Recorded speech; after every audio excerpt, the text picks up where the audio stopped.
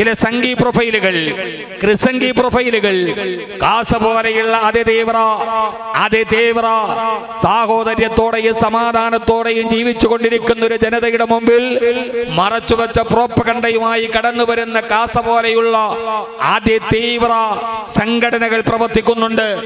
അവരാണ് എറണാകുളത്തെ പള്ളുരുത്തിയിൽ ഒരു പാവപ്പെട്ട പെൺകുട്ടിയുടെ 18 വയസ്സ് 8ാം ക്ലാസ്സിൽ പഠിക്കുന്ന ഒരു പാവപ്പെട്ട പെൺകുട്ടിയുടെ തലയിൽ കിടക്കുന്ന ശിരോവസ്ത്രം കാണുമ്പോൾ അസുരഭാവത്തോടെ തുള്ളാൻ കഴിയുന്ന അധ്യാപികമാരുടെ സമാനമായ ശിരോവസ്ത്രമിട്ട് ആ ശിരസ് മറച്ചു വെച്ച് അത് വിശ്വാസത്തിന്റെ ഭാഗമായി കൊണ്ടു നടക്കുന്ന അവരുടെ തലയിൽ കിടക്കുന്ന ആംഗലേയ ഭാഷ ഇത്രമേൽ അതിക്രൂരമായി ആംഗലേയ ഭാഷയെ ഇത്രമേൽ ചവിട്ടിമതിച്ച് പത്രത്തിന്റെയും ദൃശ്യമാധ്യമങ്ങളുടെയും മുമ്പിൽ ഒരു വിജുകേശുവിനെ പോലെ തയ്യോത്ത് നിൽക്കുന്ന ആ പ്രിയപ്പെട്ട കന്യാസ്ത്രീയോട്, പള്ളുരുത്തി സെന്റ് റീത്ത സ്കൂളിന്റെ പ്രിൻസിപ്പളിനോട് അവരുടെ തലയിൽ കിടക്കുന്ന ശിരോവസ്ത്രം കർത്താവിന്റെ മണവാട്ടിയായി അവർ തങ്ങളുടെ ആഗ്രഹങ്ങളെ മുഴുവനും ഹോമിച്ച് കടന്നു വരുമ്പോൾ കർത്താവിന്റെ മണവാട്ടിയായി കടന്നു വരുന്ന സമയത്തൊരു സ്ത്രീയുടെ ഏറ്റവും വലിയ ആഗ്രഹമായ മുടി മുറിച്ച് ആ മുറിക്കപ്പെട്ട മുടിയുള്ള ശിരസ് മറച്ചു വെക്കാനാണ് ശിരോവസ്ത്രം കന്യാസ്ത്രീകൾ ധരിക്കുന്നത്. അത് പരിപാവനമാണ്, പരിപ്രോക്തമാണ്. അതിനെ ബഹുമാനത്തോടെ കാണുന്നവരാണ് നമ്മൾ, കണ്ടവരാണ് നമ്മൾ.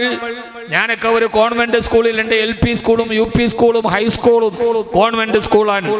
ഇടുക്കി ജില്ലയിലെ ആറക്കുളത്തെ സെന്റ് ജോസഫ് LP സ്കൂൾ, എൻ്റെ UP സ്കൂൾ വിദ്യാഭ്യാസം സെന്റ് തോമസ് UP സ്കൂൾ, എന്റെ ഹൈസ്കൂൾ വിദ്യാഭ്യാസം സെന്റ് മേരീസ് ഹൈസ്കൂൾ. ഇങ്ങനെ സെന്റ് റീത്താസ് പോലെ സമാന പേരുള്ള സെന്റ് മേരീസ് ഹൈസ്കൂളിൽ ഈ തിരുവസ്ത്രമണിഞ്ഞ 100 കണക്കിന് കന്യാസ്ത്രീകളെ ഞാൻ കണ്ടിട്ടുണ്ട്. ആർദ്രതയുള്ളവർ, സ്നേഹമുള്ളവർ, ചേർത്ത് പിടിച്ചവർ, എന്നെ അടക്കം ജീവിതത്തിന്റെ ദാരിദ്ര്യത്തിന്റെ കാലഘട്ടങ്ങളിൽ ചേർത്ത് പിടിച്ച് ഇതുവരെ എത്താൻ സഹായിച്ചവർ, ഇന്നും സ്നേഹത്തോടെ ഓർമ്മിപ്പിച്ചവർ. അവരുടെ ഇടയിലും ആ ശിരോവസ്ത്രത്തിന്റെ മഹാത്മ്യമറിയാതെ തന്റെ മുമ്പിലേക്ക് വന്ന ഒരു വിദ്യാർത്ഥിയുടെ ഹൃദയത്തിൽ, അവളുടെ ഹൃദയത്തിന് നോവ് നൽകി, അവളുടെ ഹൃദയത്തിന് ഏറ്റവും വലിയ സങ്കടം നൽകി.